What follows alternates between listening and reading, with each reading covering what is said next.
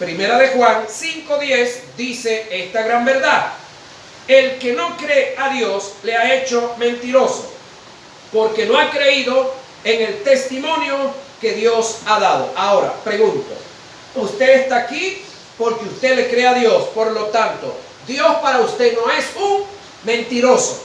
Pero los que no determinan acercarse a Dios, los que no le entregan su vida a Jesús, los que no aceptan la Biblia como la palabra de Dios, están diciendo que Dios es un mentiroso.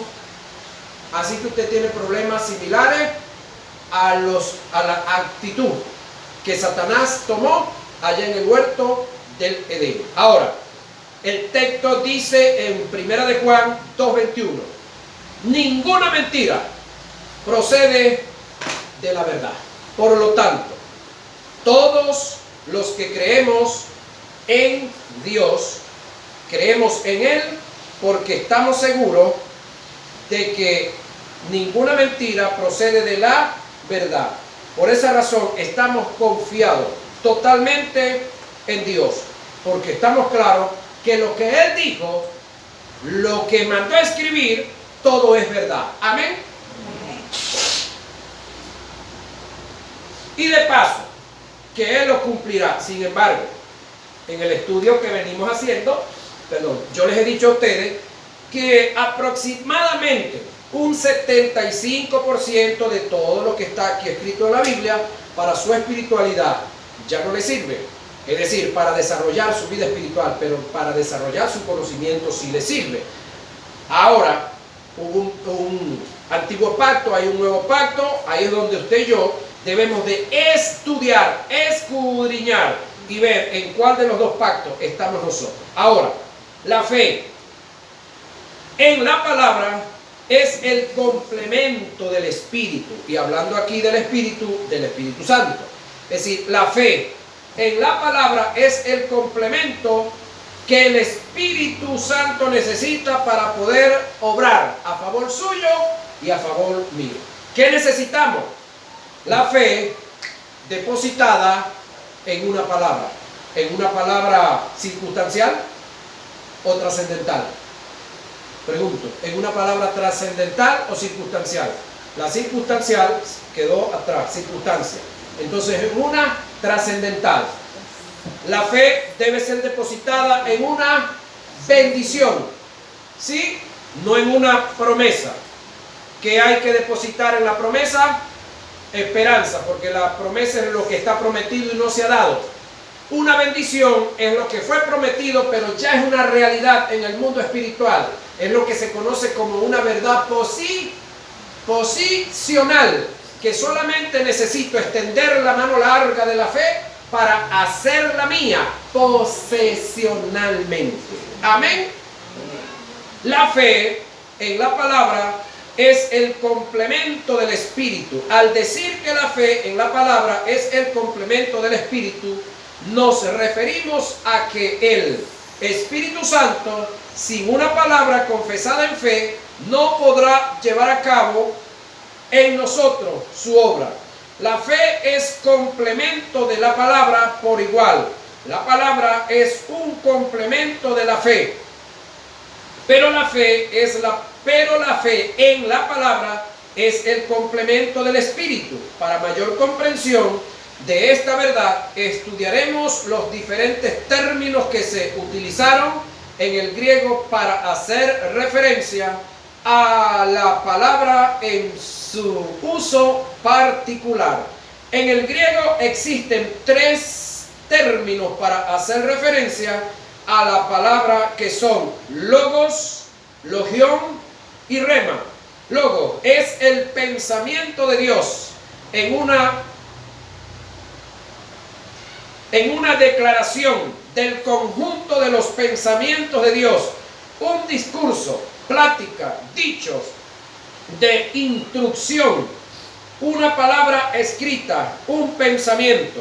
Logión, la declaración divina directa de Dios a los profetas, reyes y sacerdotes, el contenido de la ley de Moisés en su sentido más completo. Logión es el oráculo de Dios. La voz audible, rema, es una palabra específica y determinante confesada en fe. Este es el término que Pablo utilizó para hacer referencia a la espada del Espíritu. Aquí la referencia no es la Biblia entera como tal, sino una porción de la palabra que se me ha revelado en el Espíritu e iluminado en el alma. Y en un momento decisivo para librar una situación o un conflicto, la confieso en fe. Efesios 6, 17.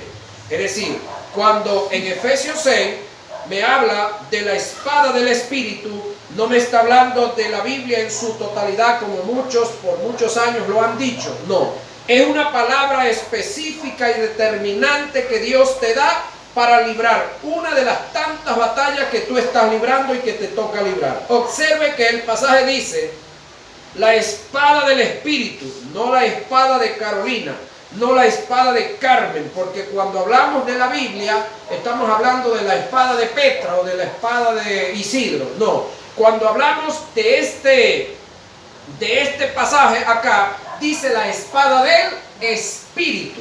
Por esa razón, no es la Biblia en su totalidad.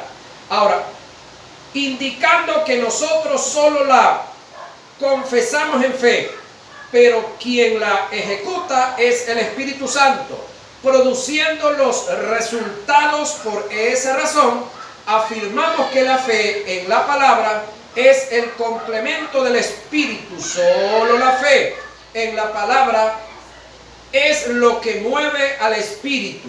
A Dios no lo mueven lágrimas de resignación e impotencia. A Dios lo mueve la fe en su palabra. Yo no sé si usted se recuerda en el caso cuando Jesús andaba desarrollando su ministerio. Hubo un hombre que se le acercó llorando y le dijo: maestro, yo traje mi hijo para que tus discípulos echaran fuera un espíritu que está en él que lo atormenta, y no pudieron hacerlo. El hombre venía llorando, y entonces Jesús no se sentó a llorar con él, no se puso a llorar con él. ¿Qué fue lo que le dijo Jesús? ¿Puedes creer?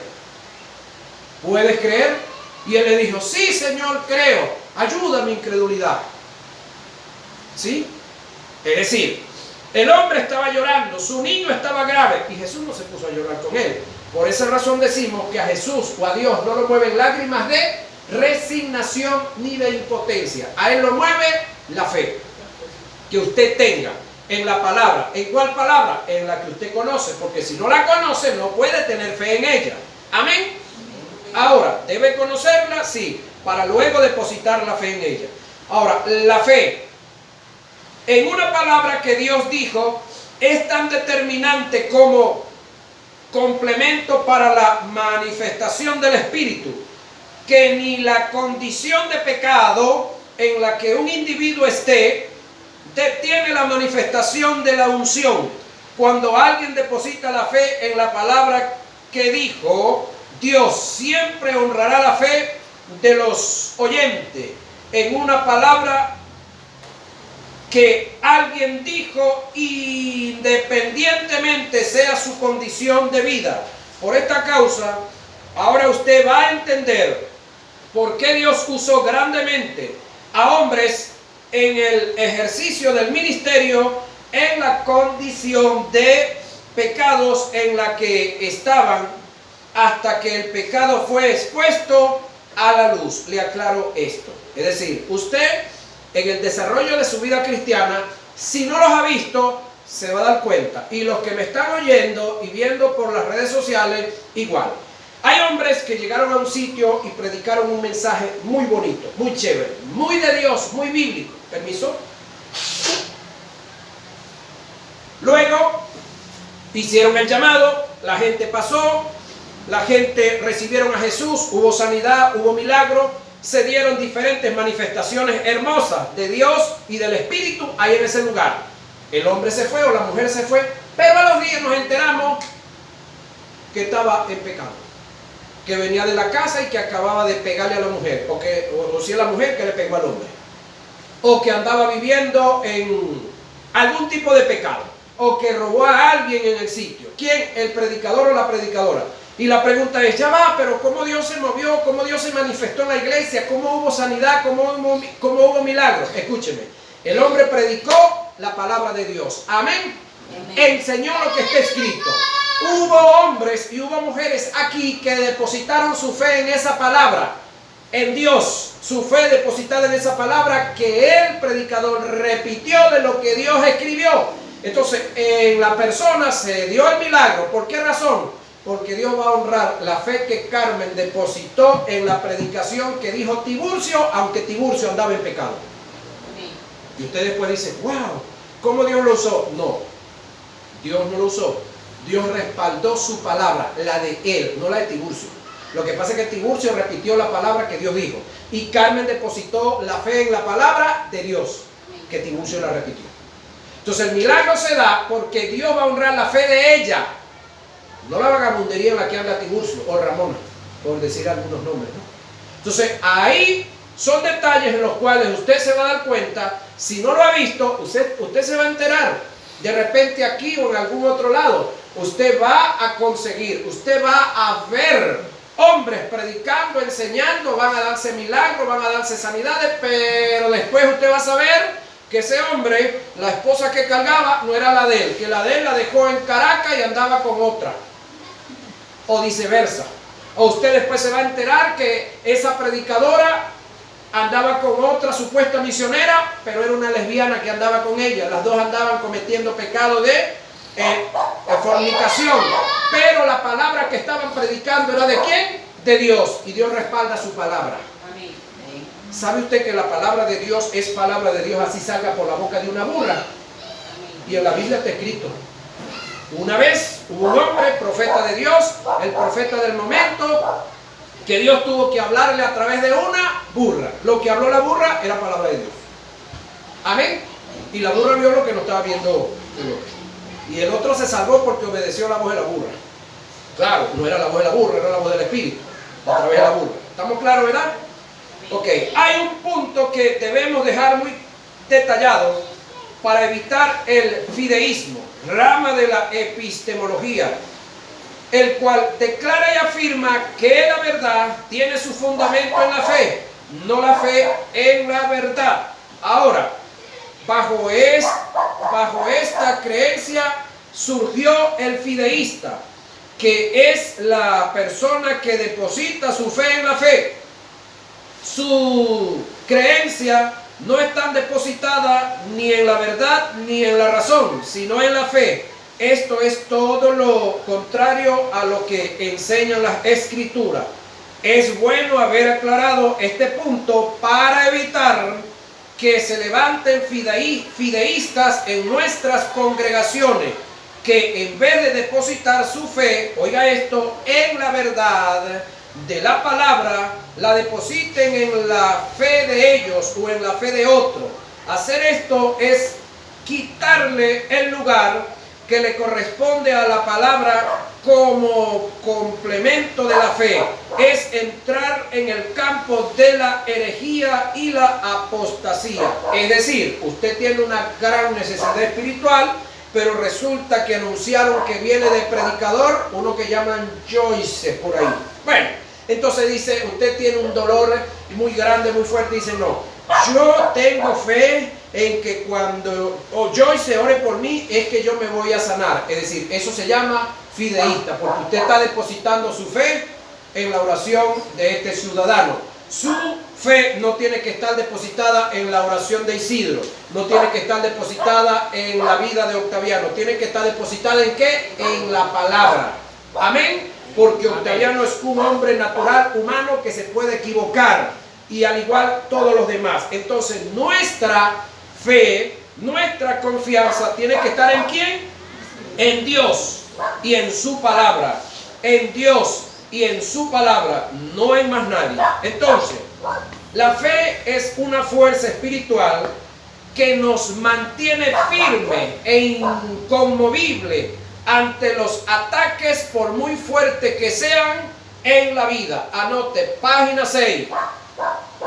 Tema número 3 para nuestra próxima clase. Dentro de 15 días nuevamente estaremos acá en esta otra área. La fe es una fuerza espiritual